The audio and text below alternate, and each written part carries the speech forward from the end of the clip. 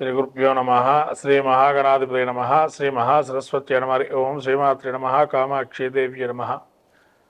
ప్రేక్షకులందరికీ కూడా శ్రీ విశ్వసునామ సంవత్సర ఉగాది శుభాకాంక్షలు తెలుపుతూ ఈ యొక్క విశ్వసునామ సంవత్సరంలో మనం అందరూ కూడా సుభిక్షంగా ఉండాలని, అలానే అందరూ కూడా సౌభాగ్యవంతులై సకలమైనటువంటి అష్టైశ్వర్యాలు కలగాలని శుభాశిస్సులతో ఆ యొక్క ఈశ్వరానుగ్రహం కలగాలందరికీ కూడా అని, ముఖ్యంగా మనము ఈ యొక్క ఉగాది అనేదానికి వస్తే కనుక పూర్వం నుంచి మనకు బ్రహ్మగారు ఈ రోజున సృష్టిని మొదలుపెట్టారని చెప్పి ఈ ఉగాది పర్వాన్ని మనము ఓ పండగ వాతావరణం చేసుకొని, కొంతమంది పుణ్యకుంభాన్ని పెట్టుకొని అలా ఇష్టదేవతారాధన చేసుకొని ఉగాది పచ్చడి ఏదైతే ఉందో నింబకుసుమ భక్షణం అంటారు.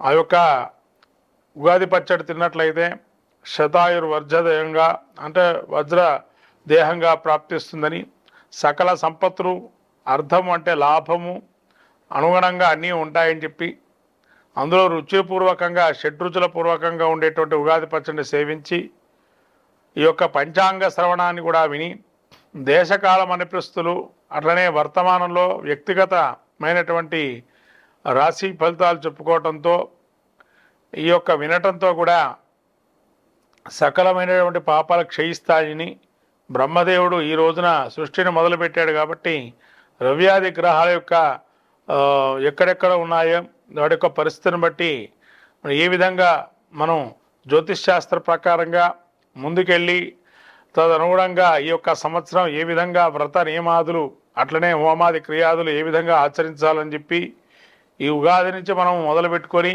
మళ్ళీ వచ్చేటువంటి ఉగాది వరకు కూడా సకలమైన శుభాలు ఏ విధంగా పొందుతామని చెప్పి ఈ నవగ్రహాది రవ్యాది గ్రహాల యొక్క ప్రభావము మానవ జీవితం మీద అలానే లోకం మీద ఏ విధంగా ఉంటుందో చెప్పుకునేటువంటి ఈ యొక్క ఉగాది పురస్కరించి ద్వాదశ రాశులైనటువంటి ముఖ్యంగా మేషరాశి వారి యొక్క ఫలితాలు చెప్పుకుంది ఏ విధంగా ఉన్నాయని చెప్పి. శ్రీ గురుభ్యో నమ. శ్రీ మహాగణాధిపతి నమ. సరస్వతి నమ. ఓం శ్రీమాత్రి నమ. ఈ యొక్క విశ్వసనామ సంవత్సరం ఉగాది పురస్కరించే మేషరాశి యొక్క ఫలితాలు. మేషరాశి యొక్క గ్రహాలు అశ్విని నక్షత్రం 4 పాదాలు, అట్లానే మనకు భరణి నక్షత్రం 4 పాదాలు, కృత్తికా నక్షత్రం 1వ పాదము ఈ యొక్క మేషరాశి వారి. ఈ మేషరాశి యొక్క ఆదాయం చూస్తే 12, ఆదాయం 12, వ్యయం 14, రాజ్యపూజ్యం 5, అవమానం 7. ఈ యొక్క ఆదాయ వ్యయాల్లో ఆదాయం 12, వ్యయం 14, రాజ్యపూజ్యం 5, అవమానం 7. ఈ రకమైన ఆదాయాన్ని చూసినట్టయితే మేషరాశి యొక్క ఆదాయము వ్యయమేమో 14 ఉంది. అంటే ఆదాయానికి కొంత ఎక్కువగా ఖర్చు పెట్టడమే జరుగుతుంది. అలానే ఆదాయ వ్యయాలు చూసినట్టయితే ఎంత లాభం ఉన్నా కూడా ఖర్చు కూడా అనుకోకుండా కొన్ని కష్టాలు వచ్చి తద్వారా ఖర్చు చేయటం అనేది అవకాశం ఉంది. అలానే రాజ్యపూజ్యం 5, మిమ్మల్ని గౌరవించేటువంటి వారు 5 అయితే అవమానించేటువంటి వారు 7 కనబడుతుంది. అంటే ఇక్కడ కూడా ఒక ఇద్దరు ఎక్కువగా మిమ్మల్ని ఇబ్బంది పెట్టేవారుగా గోచరిస్తుంది. కాబట్టి ఈ రకమైనటువంటి పరిస్థితులు ఉన్నాయి. వీరి యొక్క జన్మజాతకం రీత్యా కూడా యొక్క మేషరాశి ఫలితాలు చూస్తే ముఖ్యంగా దీర్ఘకాలిక గ్రహాలైనటువంటి గురువు సంచారం చూసినట్టయితే మేషరాశికి ద్వితీయ స్థానమందు నుంచి తృతీయ స్థానంలో మే నుంచి ప్రారంభమవుతుంది. ముఖ్యంగా ద్వితీయ స్థానంలో అనేక ధనలాభాలు, కీర్తి గణించడము, ధనాదాయం బాగుండటం లాంటివి జరిగినాయి. కానీ తృతీయ స్థానంలో వెళ్ళిన తర్వాత మరి ఏ విధంగా ఉంటుందయ్యా గురుడు యొక్క స్వరూపం అంటే అతిక్లేశం, బంధువైరం, దారిద్ర్య దేహపీడనం, ఉద్యోగ భంగం, కలహం, తృతీయ భాగే గురుహు. అంటే ఈ విధంగా అతిక్లేశము అంటే అత్యధికమైనటువంటి ఇబ్బందులు ఎదుర్కొంటారు.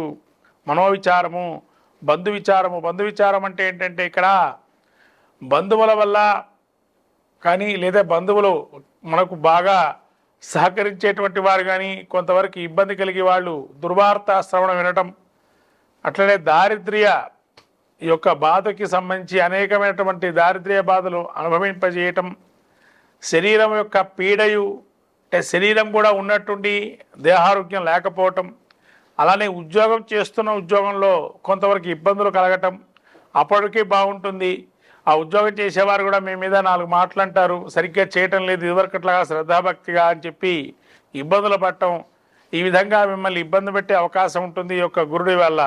అలానే మనకు శని చూసినట్టయితే శని వీరికి మేషరాశి వారికి ద్వాదశ స్థానంలో సంచారం చేస్తున్నారు. ఈ యొక్క వీళ్ళకి మే 29 నుంచి ఈ ద్వాదశ స్థానంలో సంచారం చేయటం వల్ల మానహాని మనక్లేశం కృషి భోజన మల్మషాహ నిత్యం సంపాద దారిద్ర్యం ద్వాదశస్థానే శని.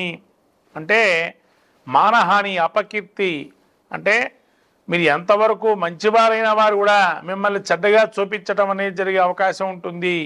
అలానే సేవకావృత్తితో జీవనం చేయడం అంటే మిమ్మల్ని చులకన భావనగా చూస్తుంటారు, ఇంకా బాగా అంత హోదాలో ఉన్నా కూడా.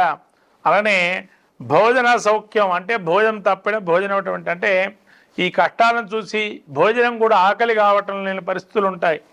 అలా నిత్యము ఏదో ఒక కలహింపజేయటం అంటే అకారణంగా ఎవరితోనో కానీ పోట్లాట పడుతూ ఉండటం లాంటివి జరుగుతూ ఉంటాయని.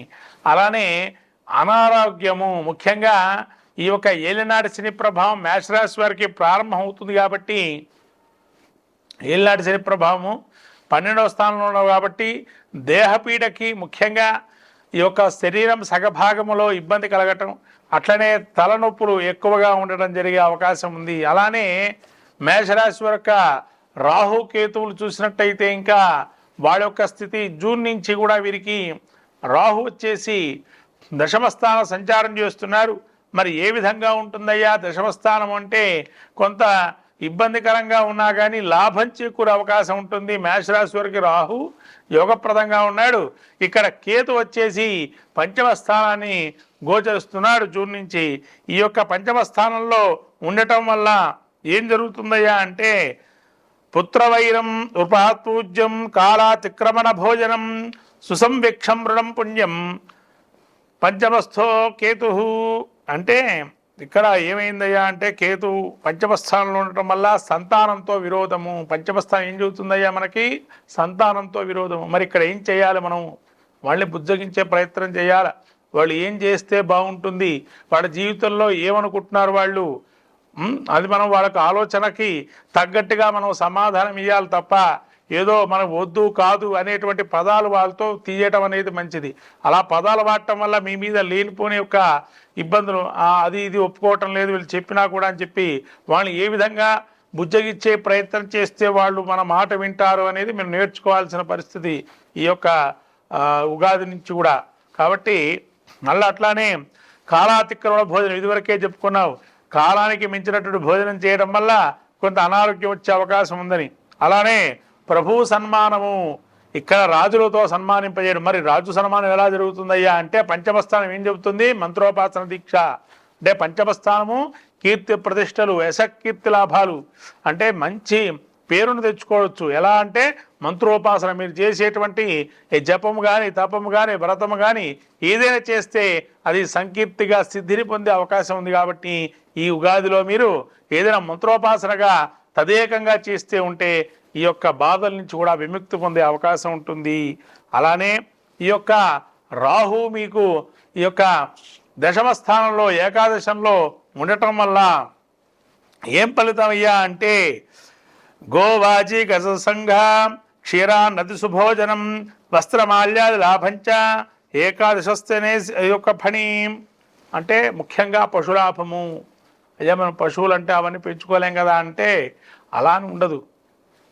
ఎక్కడైనా కూడా మనము రైతులకైతే ఇది మేషరాశి ఉండే రైతులకు కావచ్చు, లేతే మేషరాశి యొక్క పాడి పరిశ్రమ ఎవరైతే చేస్తారో మేషరాశి వారు వాళ్ళకి వృద్ధి ఎక్కువగా ఉంటుంది అని అర్థం ఇక్కడ. అంటే పాడి పరిశ్రమ అంటే పాలు, పెరుగు, అలానే డైరీ పదార్థాలు ఈ వ్యాపారం చేసేటువంటి వారికి యోగప్రదంగా ఉంది. అలానే రసాయనం, ఎరువులు, ఫర్టిలైజర్సు లాంటి రైతులకు సంబంధించినటువంటి పనిముట్లు వాడేవాని కానీ, అట్లనే హాస్పిటల్కి సంబంధించి సర్జికల్స్ వాడుతునేటువంటి వారు కానీ అది యోగప్రదంగా ఉంది. అంటే హాస్పిటల్స్లో వాడే సర్జికల్స్ ఉంటాయి కదండి, అవన్నీ కూడా ఆ వ్యాపారంలో ఉన్నటువంటి వారికి చాలా లాభంగా ఉంది. అంటే ఫార్మాసిటికల్ వ్యాపారం చేసే వారికి కూడా లాభదాయకంగా ఉంటుంది అని చెప్పవచ్చు ఇక్కడ. అలానే సుఖవస్తు ప్రాప్తి అంటే ఒక వస్త్రాన్ని కానీ లేదా వస్త్రాల్లో కూడా ఖరీదైన వస్త్రాలు ఉంటూ ఉంటాయి, అలా వస్త్రాలు కొనటం, లేదా వస్తు రూపాల్లో గృహోపకరణాలు కొనటం అలాంటివి, లేదా ఇంటిలో ఇంటీరియర్ లాంటివి కొత్తదైనటువంటి మార్పులు చేకూర్చడం లాంటివి చేస్తూ ఉంటారు అని చెప్పి, ఈ విధంగా సుగంధలాపనం అంటే ఈ సెంటు వ్యాపారం చేసేటువంటి వారు మేష రాశిలో ఉంటే గనక ఆ వ్యాపారంలో, అంటే అగరబత్తులు అంటే సెంటుతో సమానమే, అగరబత్తు వ్యాపారం చేసేవారు కానీ తర్వాత చిరు వ్యాపారులు ఎవరైతే ఉంటారో చిన్న చిన్న వ్యాపారాలు వాళ్ళకి యోగదాయకంగా ఉంటుంది. మేషరాశి వారికి అత్యధికంగా ప్రధానంగా పెద్దగా వ్యాపారం చేసేటువంటి యోగదాయకంగా ఉండదు. ఇటువంటి వ్యాపారాలు చేసేవారికి యోగదాయకంగా ఉంది ఈ సంవత్సరం అని చెప్పి అర్థం. కాబట్టి ఈ విధంగా ఈ మొత్తం గోచారం చూస్తే కనుక ఇక మనకు చూసినట్టయితే మేషరాశి గోచారం చెప్పుకుందాం, దీర్ఘకాలిక గ్రహాల గురించి చెప్పుకున్నాం.